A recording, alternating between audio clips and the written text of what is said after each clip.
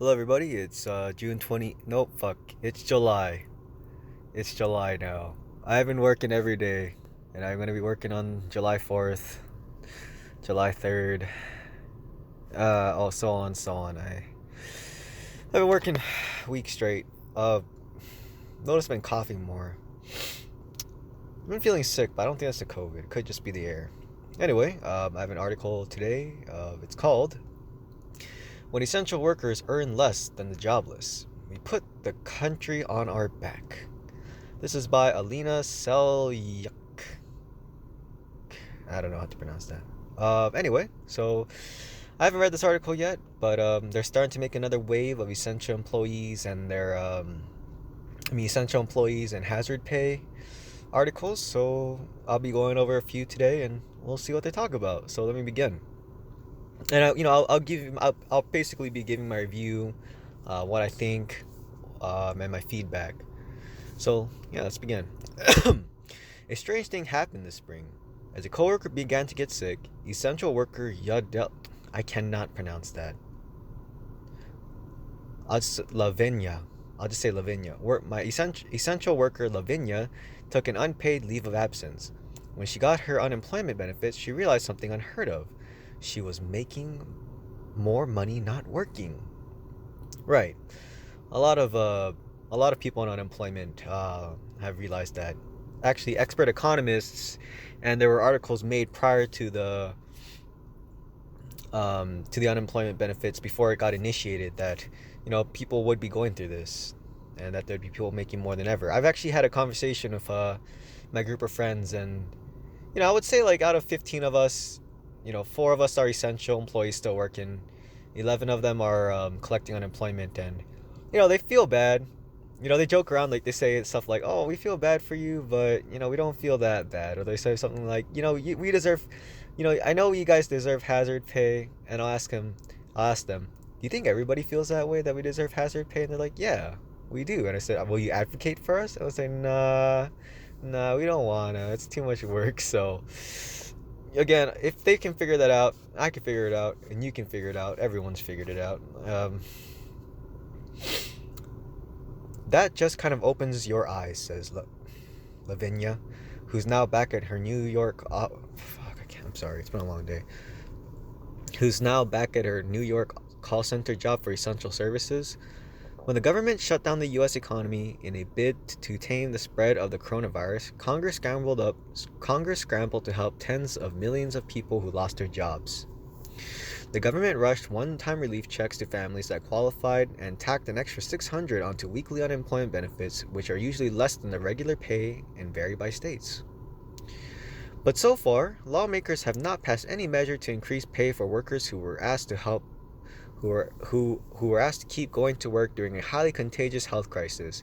Some companies did create hazard or hero pay, typically around $2 extra an hour or one-time bonus. Most have since ended.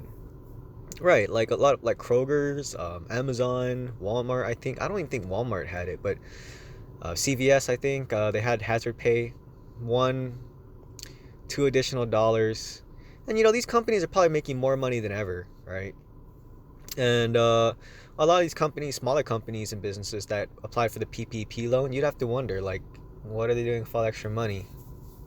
You'd have to actually wonder for all these big companies that are profiting, like Amazon, that are making more than ever. What are they doing with that money? They have more than enough money to be able to provide more than just an extra $2 of hero pay.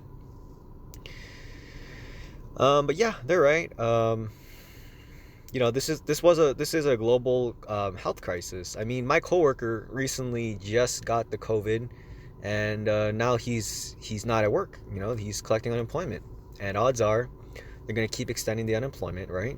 And they're not going to end the CARES Act because it's just, one, elections moving up, too. And so, like, if they're going to play, they're going to poke at each other. Like, if Joe Biden and Trump become the nominees for the representative sides, if Trump doesn't initiate, a CARES Act, of 600, or if he doesn't keep giving out these incentive, these unemployment benefits, Well, Joe Biden's going to use that against him. He's going to be like, oh, well, you let millions of people starve. You let millions of people not get the money that they needed during a time of a global crisis. Are you sure you want someone like Trump running as your president? So, it's going to be really hard to retract a lot of these government handouts. And even Trump has acknowledged, and not only Trump, but a lot of expert economists, a lot of credible names have, they've pointed out that you can make more by staying up at home than actually working. Even with the hazard pay of $10,000, you'd still benefit more financially, time, and your health by collecting unemployment. Okay, time is money, and you've definitely had a lot of time when you're on unemployment. Yes, you millions of people. So those boosted unemployment checks have created a bizarre distortion in the labor market, where holding on to a job doesn't guarantee being financially better off than losing one. And as time passes by, we'll probably notice that people will scramble back for work, because you have to look at it like this. The government's in a situation right now where that if they announce tomorrow or yesterday or today that they would be extending the CARES Act and all the unemployment benefits, well, no one's going to want to return back to work. So they have to postpone mentioning anything like that to see if they can get people back to work, because people don't want to return back to work. They have more time, more money than ever by staying at home, and time is money. Also, with the COVID-19, who wants to return back to work? Lavinia says it's a weird imbalance. You feel like you guys, the government, never have money for people that really need it, and all of a sudden, you have money for everybody, she says. But then the people that are still essentially working don't get the recognition that they deserve. Few employers have compensated extra for on-site work amid the health crisis. A recent survey by Economic Policy Institute found that fewer than a third of people who had to leave their homes to work during the pandemic received an additional pay or benefits. As U.S. coronavirus cases persist, and some states are even backtracking their reopening plans, workers have flooded the social media with calls for hazard pay. Good. They should, because things aren't right. There is little to no incentive to go back to work. I have yet to meet anyone who's really needed that $600 additional and all the extra money they're getting from the CARES Act. There's a lot of money to be made if you're not employed at the moment. But if you're employed, it's hard. There's not a lot of ways you can get all these government handouts, these grants, these loans. So there's just more incentive to be unemployed than employed. Again, because we are working during a global crisis. The Facebook group Give Essential Workers Essential Pay drew nearly 4,000 members in a matter of weeks. Cashiers and bus drivers, pharmacy technicians, and sanitation workers, welders, and mechanists. They post pictures of the thank you gifts their companies have sent them: hats, bracelets, t-shirts, and gift cards. Well, we haven't received anything like that, but that's good. Some people are. We got videos from our employers saying thank you. We got musicians from the Grammys or whatever saying thank you. If we're so thanked and so important, why don't they write a bill for us, says Nick Stone, an essential worker at Nevada plant that supplies rock and other material for roadway, housing, and other construction projects. Think about the coal miners that go underground and risk their lives, and why their wages are increased compared to surface miners, says Stone, a longtime miner. This pandemic was the same thing. We essential workers let everybody stay at home, and we put the country on our back to carry it. But we didn't choose to do this. This was asked of us. Many social media conversations about hazard pay inevitably bring up the extra $600 weekly in unemployment benefits that workers wish they received too. It's a stark reminder of just how much of a difference that money can make to millions of working families. Right, that extra $600 a week, that may not be a lot to some of you, but $600 a week and all that free time is a lot. It's a lot to a majority of Americans living paycheck to paycheck. Studies have begun to show that the additional pandemic aid threw a critical lifeline to low-income households, keeping many from poverty. It was easier to access compared with the typically onerous bureaucracy of the U.S. safety net programs. An expert And experts who study poverty say that this money did a better job approximating a living wage than many minimum wage jobs do. Right. And this is what I've been saying. I've been saying this for months now that, there's been a lot of expert economists who have been calling out the CARES Act and the many flaws in it, like Peter Schiff, for example. But there are many as well. All of a sudden, when we actually want to help people, we think that 600 a week is the kind of amount that seems reasonable, says Liz Anand, an economic professor at Barnard College, Columbia University. I was honestly astonished by 600 a week because it was so generous compared to what I'm used to looking at. Right.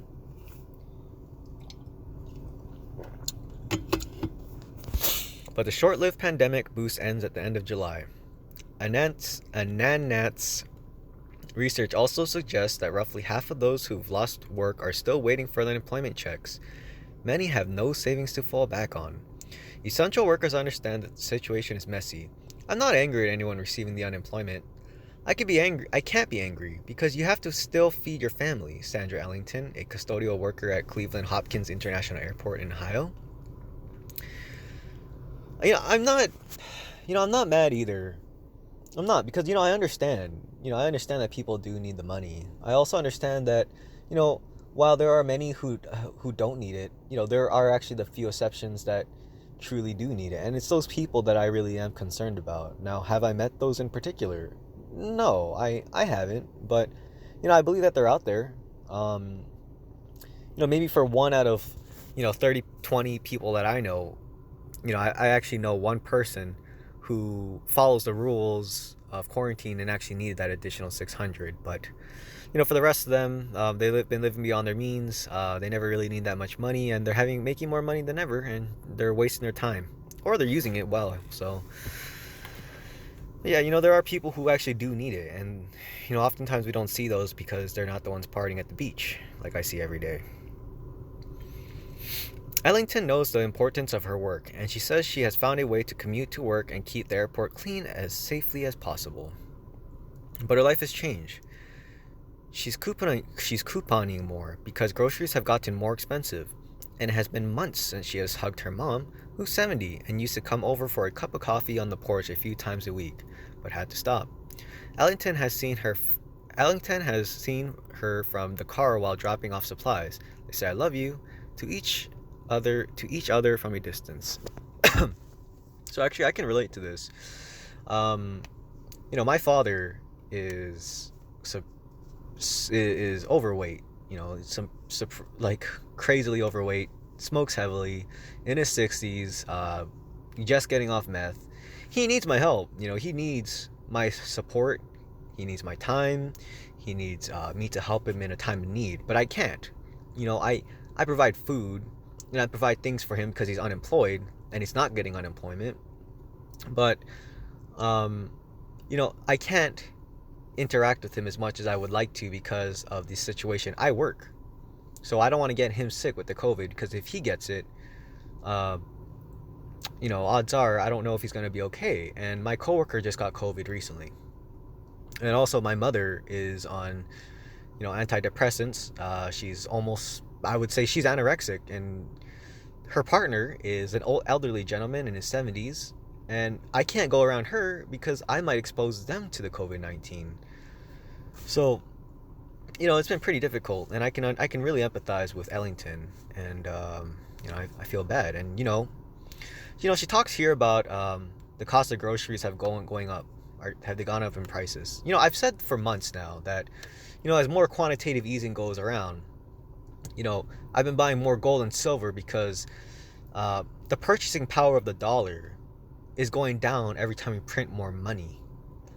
And if all this QE that's going to go on and all this QE that's going on after, we're probably going to notice that because a lot of people are saving their money, for now, prices are going to be fairly reasonable, but steadily rising over time. And then we're going to notice that once the economy opens up a little bit more, once spending resumes a little bit more, we're going to notice a big rise in prices.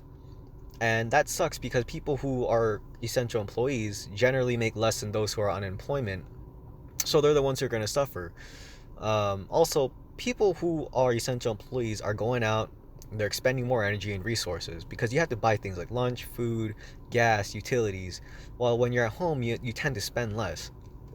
So essential employees make less but have to spend more because they're working. And again, prices will rise, the purchasing power of the dollar will go down. And the cost of goods and services, oil, these things will rise, grocery goods. And it just seems like a losing battle for essential employees who are making less. We've worked through it all. We've been there through the whole fight. Ellington says, we did not get the option to stay home, and I'm not mad I didn't get that option, but I should be paid essential pay. And I agree. You should. Because why should someone be rewarded more to make double, triple your income while at home, while being in the safety of their own home, have more time and free time to do whatever they please, and make more than you? Time is money. Not only considering the $600 additional from the CARES Act, but how much money is that free time if time is money and time is priceless? Maybe they can't find a way to pay essential employees because, if we really did the equation, people would have to look at things economically and they'd realize, like, wow, some of these jobs are paid high amounts and some jobs are paid low amounts. But these jobs were really non-essentials to begin with, but they're paid high.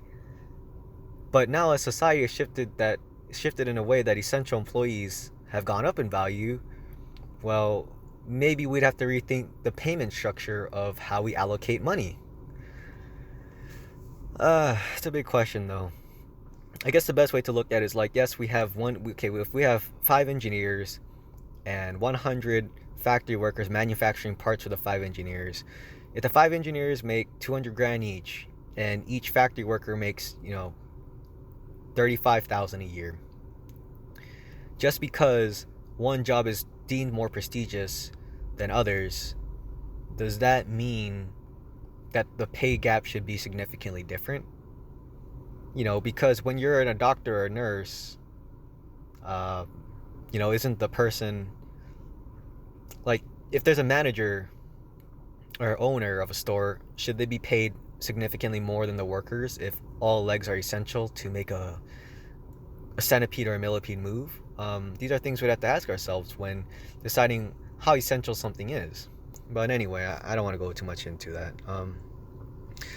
Lisa Cianci, a medical secretary near Boston, has been working 12 hours overnight shifts at an emergency room. On a recent call, her dad suggested she take a vacation because she sounded stressed. I'm psychologically, mentally, and emotionally spent, Cianci says, and I feel like I'm not the same person. She's hopeful that lawmakers will pass some kind of hazard pay for essential workers and finally come out and show that we haven't forgotten you. As you can see here, I'm making all these YouTube videos about hazard pay, CARES Act, essential employees, because, I've noticed, a decline in my own mental health, my psychologically, and emotional health. So, I do like to talk about these things because, as essential employees are working more than ever, being paid the same, if not less, working more hours, working with more stressful conditions. I agree. I've already mentioned in my previous videos, like, yes, I want to take a vacation too. And it's nice to know that other essential employees feel the same way. But if essential employees feel pretty much the same way I do, then will the $10,000 be enough? If I can already see that it's not enough of a compensation, will others be able to realize that too? Probably. Anyway, this is a good article. I really liked it. It really touched upon each individual from different sectors of work, the job industry, and how they felt. So, I'll be going through more, seeing how this is, and it's really nice to get to know how other people feel and relate. So, I hope you all have a good day. Take care and be safe.